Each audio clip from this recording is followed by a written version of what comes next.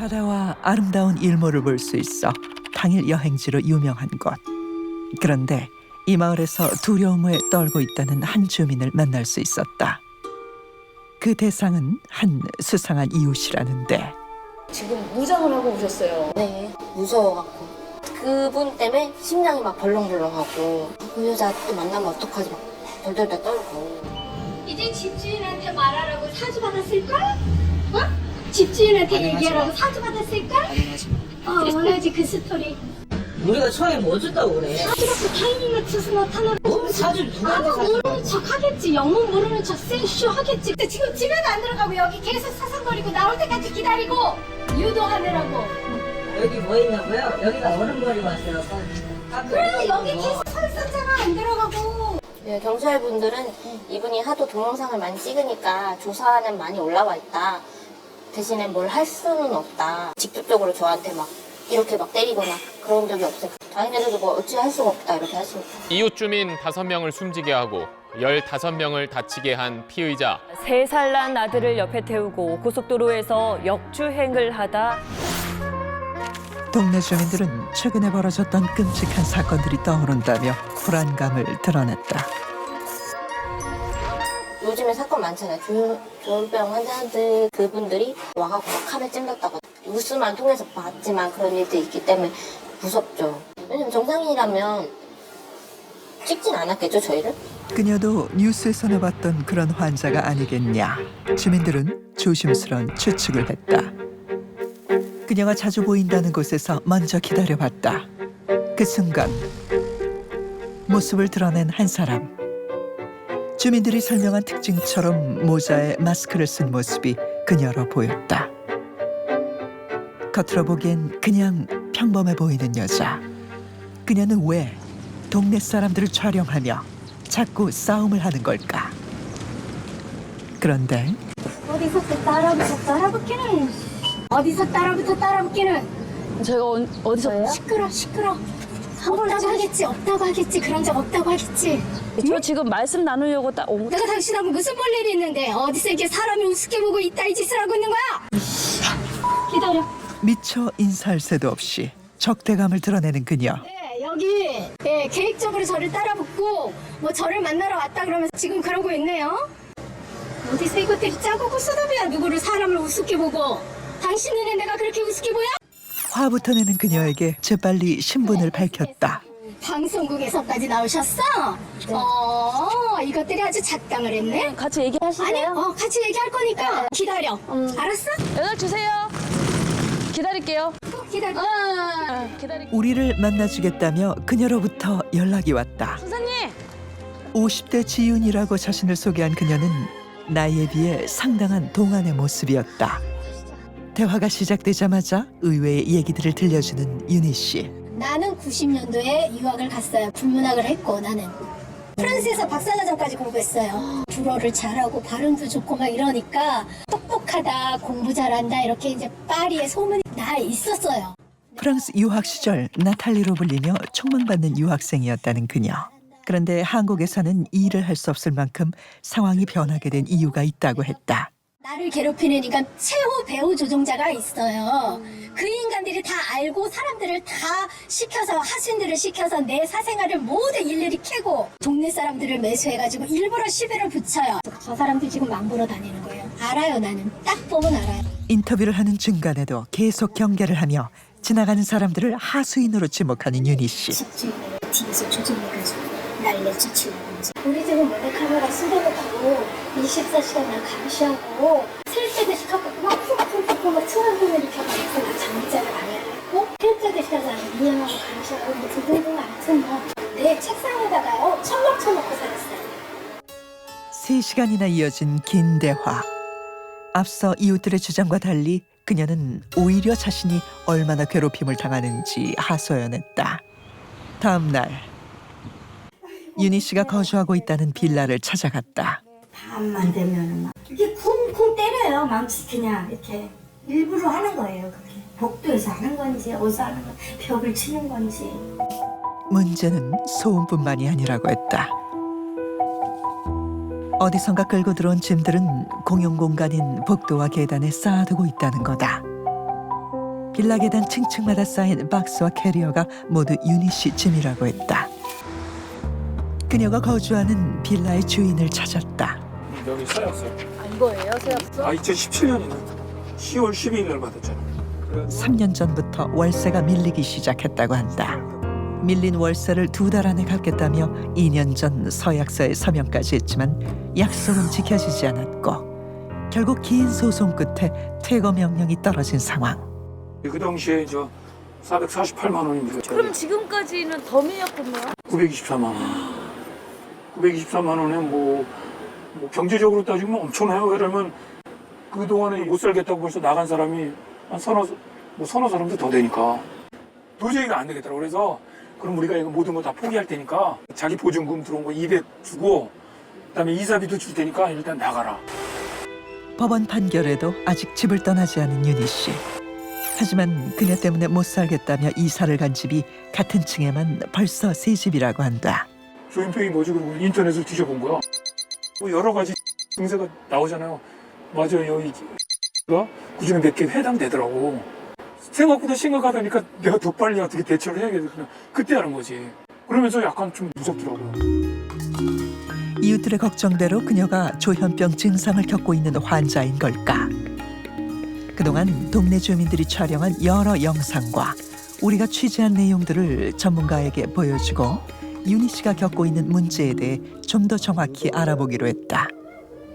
환자에서 직접 보고 내리는 거가 아니기 때문에 조심스럽지만 어떠세요? 지금 봤을 때는 뭐 아주 강력하게 의심되는 조현병이라고 봐야 되고요. 정신의학에서 흔히 말하면 관계망상, 그러니까 주변의 사람들의 행동이 나랑 관계가 있다. 사주를 받아서 내 주변에 있는 사람들이 나를 감시하고 뭔가 괴롭힌다라는 그런 생각에 완전히 사로잡혀 있고 거기에 몰두하면서 어떤 뭐 카메라를 찍는다든지 거기에 대한 감정 반응을 보이는지 그러고 있거든요. 뇌기능 장애로 인해 발병하는 조현병의 대표적 증상인 환청과 피해망상, 관계망상이 관찰된다는 것. 뭐 일반적으로 많이 알려진 거는 환청이고 망상이죠. 근데 환청이란 게 결국은 감각이 달라진 거죠. 안 들리던 소리가 들리는 거니까 그 감각이 병적으로 변한 거예요. 느껴지는 세상과 느껴지는 사람들이 달라지는 거다. 근데 그것이 이 사람의 인격을 지배하게 되면서 행동까지 지배하게 되는데 그것이 대개는 부정적인 감정과 행동을 유발하는 경우가 많기 때문에 안타까운 일이 많다. 뭐 결론적으로는 뭐 망상, 환청이 생기는 거지만 사람이 무너지는 거기 때문에 결국은 이 사람이 뭔가 아주 우리가 흔히 트라우마라고 할 만한 그런 상처들이, 큰 상처들이 작용할 때예요. 그것은 결국은 환경에서 오는 요인, 심리적인 요인이 복합적으로 작용하는 거죠. 전문가는 치료를 위해서라도 그녀의 과거 행적에 대해서 알아볼 필요가 있다고 했다. 제일 시작한 여자가 정신이라는 여자예요. 그 여자가 프랑스에서부터 나를 괴롭혀왔어요. 혹시 프랑스 유학 시절 그녀에게 무슨 일이 있었던 걸까? 우린 윤희 씨가 프랑스 행적에 대해 언급한 단서들을 토대로 그녀가 알고 지냈을 만한 사람을 추적해 보았다. 수소문 끝에 윤희 씨와 같은 교회를 다녔다는 최현숙 씨를 만날 수 있었다. 윤희 씨가 배우자로 언급하는 정여인도 같은 교회를 다녔다고 확인해준 최 씨는 나탈리가 변하기 시작한 시기를 기억하고 있었다. 짝사랑이 시작된 것 같아요. 제가 이렇게 듣기에도 병원에 갔대요. 아파서 병원에 갔는데 의사가 자기를 좋아하고 또 그 의사가 자기 뒤를 밟는데요. 맨날 뒤로 와가지고는 이렇게 가다가 휙 돌아보면 없어지고 맨날 그런다는 거예요. 네가 정신 차려라. 그 사람이 좋아한다면 여기 사람들은 뭐 우리 한국 사람 같이 숨기고 뭐 이러지도 않는데 자기가 좋으면 좋다라고 얘기를 하겠지. 내가 생각하기에는 그 사람이 널 사랑하는 사람이 아니다라고 생각이 된다, 판단이. 짝사랑이 점차 스토킹으로 변하고 그게 문제가 되면서 프랑스까지 떠나게 됐다는 윤희 씨. 의사가 자꾸 괴롭히니까 신고를 했나 봐요. 수갑 채워가지고 대사관에서 추방하는 저거를 서류를 다 해서 해줬나 봐요. 그래서 오빠가 와서 데려갔다는 소리를 들었거든요. 씨가 본인을 약간 시기하셔서 자기 일을 뭐 좀 방해하시고 뭐 그런다는. 아이고 아니에요. 말도 안 되는 소리예요. 전문가들은 조현병 자체가 범죄의 원인은 아니라고 강조한다. 병에 대한 부정적인 인식이 커지면 오히려 환자들이 치료를 기피하는 부작용도 나올 수 있다고 우려한다. 하지만 조현병 환자 대부분이 스스로 고립을 선택하는 경우가 많다 하더라도 누가 위험한 극소수일지 모르는 이웃들은 여전히 불안해한다. 양쪽 마음 두 가지예요. 저도 혹시나 해서 다칠까 하는 그 있잖아. 갑자기 감정이 폭발하거나 이런 경우도 있으니까. 하나는 안 됐고 안타깝고 살아갈 수 있게끔 해줬으면 좋겠는데 그게 있어요. 두 가지 마음이 있어요. 이웃의 걱정대로 윤희 씨가 보내준 영상 속에서는 위험한 상황들이 자주 목격됐다. 이게 어디서? 폭행했어 너? 지금 어디서? 폭행했어? 폭행했어? 야 너들 쳐 너! 어딜 쳐? 엄청 왜 부르는 거야? 불가능한데 왜 그러는데? 사실 어디가 어딘데? 이거 거주지가 여기야. 그럼 거주지는 꼭 여기다가 해야 되나? 당신 집은 어디야 그래? 기다려. 사주 받고 남을 감시하느라고 차 안에 있는 거면서. 뭘 사주가 감싼다는 거야 이게. 웃긴 거 못해. 정신 당신 지금 정신 이게 어디다가 손을 대 어디다가 남의 몸에 손을 대 이게 누구를 뺏겨가고 있어? 이웃과 윤희 씨 양쪽 모두 폭력에 노출될 가능성이 높아 보였다. 정상적인 생활을 할 수 있게 하루빨리 치료가 필요해 보이는 윤희 씨. 안타까운 건 본인 입장에서 느끼는 세상은 너무 위협적이고 너무 본인을 힘들게 하고 환자가 증상이 압도돼서 완전히 지배를 당하는 상태에서 내가 병이라고 생각을 안 해요. 그냥 이거는 정상이다. 내가 지금 처해 있는 상황은 진짜 이렇다 이렇게 주장하거든요. 근데 내가 병이라고 인정을 안 하는데 어떻게 입원에 동의하겠어요? 현 정신건강복지법에 보면 그녀에게 입원이 필요할 경우 가능한 방법은 자의 입원과 비자의 입원이 있다. 하지만 그녀는 자신의 상태를 인정하지 않기에 스스로 입원을 결정하는 자의 입원은 불가능한 상황. 그렇다면 다음으로 가족이 나서는 보호 입원과 지자체가 보호자가 되는 행정 입원, 그리고 경찰의 요청으로 가능한 응급 입원이 있다. 일반적으로 가족이 있다면 먼저 시도해 볼 수 있는 것이 보호 입원이다. 어머님은 돌아가셨어. 우리 엄마는 굉장히 자식들한테 헌신을 받았어요. 자식들만을 위해서 산 사람이에요. 그럼 형제분들하고는 이제 아무래도 그게 있어요. 같은 형제라고 하더라도 내가 이렇게 되니까 괜히 나는 또 나대로 주눅이 들고 나를 어떻게 얼만큼 이해를 하겠어요. 당장은 식구들도 잘 안 만나고 있고 그런 거죠. 가족들과는 왕래가 전혀 없다는 윤희 씨. 그렇다면 이웃들의 신고를 자주 받아온 경찰이 할 수 있는 방법은 없을까? 현장에서 우리가 신고 들어왔을 때 자해를 했다든가 누구한테 유해를 가해서 뭐 좀 폭력성이 있다든가 의사의 그 동의를 받아서 경찰관에 즉시 입원을 시킬 수 있죠. 그런데 이분은 뭐 그런 게 없으니까 들어주고 예 알았습니다. 우리가 저희 가서 뭐 어떻게 조치를 하겠습니다 하고 들어오는 그게 전부예요. 피자의 입원의 경우 모두 자타해 위험이 있어야 입원이 가능한데 윤희 씨가 보이는 행동만으로는 자타해 위험이 없다고 판단되기 때문에 입원이 어렵다는 것. 사실 이런 문제 때문에 입원 기준이 뭐 외국에서는 자타의 위험성이나 치료 필요성도 있지만 이 동의 능력이 있느냐, 동의 능력을 저하시킬 정도의 심각한 질환이 있느냐. 그래서 입원 치료를 대체하지 않고 치료할 방법이 없느냐 이런 것까지 포함해서 판단하게 하게 하거든요. 그러면 입원을 해야 되는 분인 거죠. 이런 경우가 적지 않게 지역사회에서 발견되는 게 요즘에 심각한 문제입니다. 정신과 환자들에 대한 어떤 두려움과 약간 부정적인 인식이 있으면서 자꾸 사회로부터 격리시켜야 된다라는 좀 수용의 개념이 저희 나라 정신의학의 역사예요.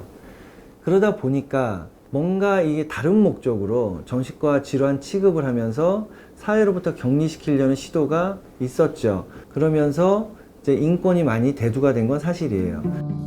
그런 배경 속에서 2017년 정신건강복지법이 개정되면서 강제 입원의 기준이 더욱 강화가 된 것이다.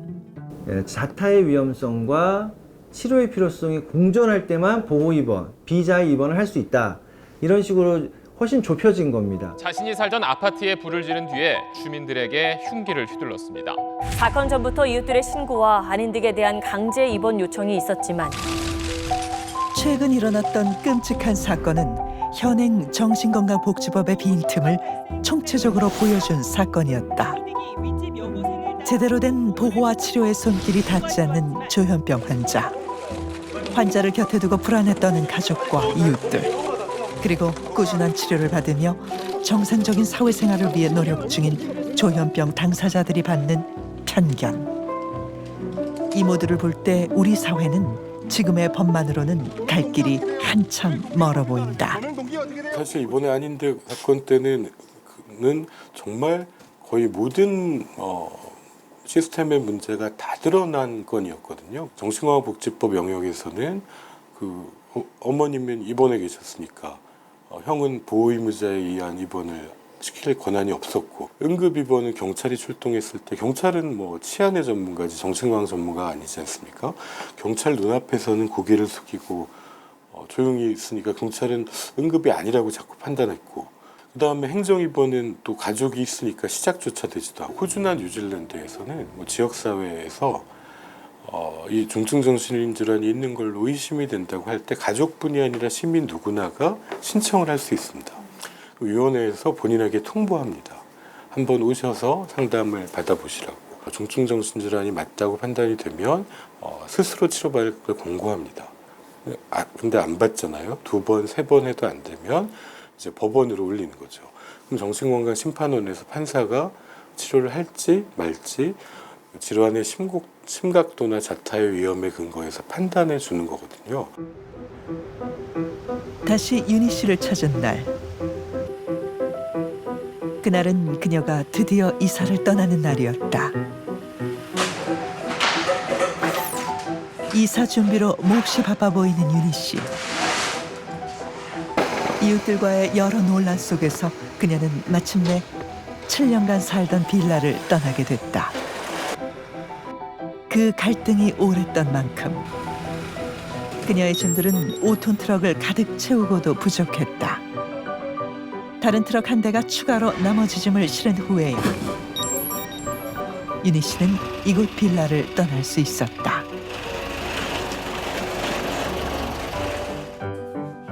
7년간 꽁꽁 문을 걸어 잠갔던 그녀만의 세상.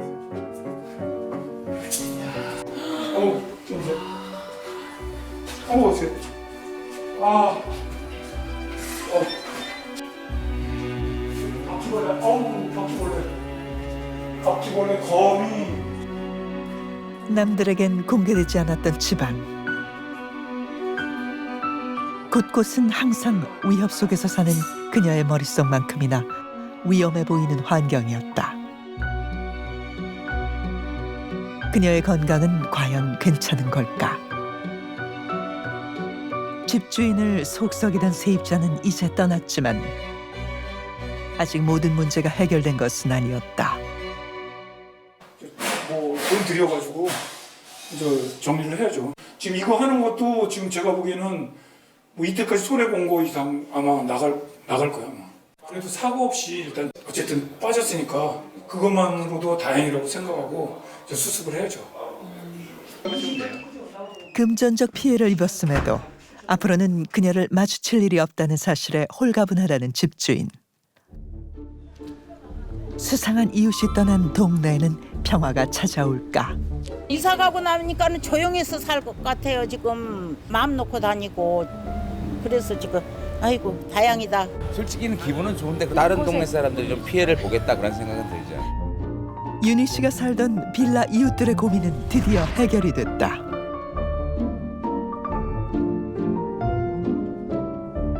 하지만 그녀가 새로 이사간 빌라 이웃들의 고민은 이제 시작됐다. 집안으로 다 들이지 못한 수상한 새 이웃의 짐들이 빌라 주차장과 계단, 복도 앞에 다시 쌓이기 시작했다. 아마 이곳에서도 윤희 씨는 이웃들과 갈등하며 지내고 그녀의 이웃들은 또 불안해할 것이다. 그리고 윤희 씨는 또다시 쫓기듯 다른 곳으로 떠나게 될지 모른다. 이 악순환의 고리는 언제쯤 끊어지게 될까?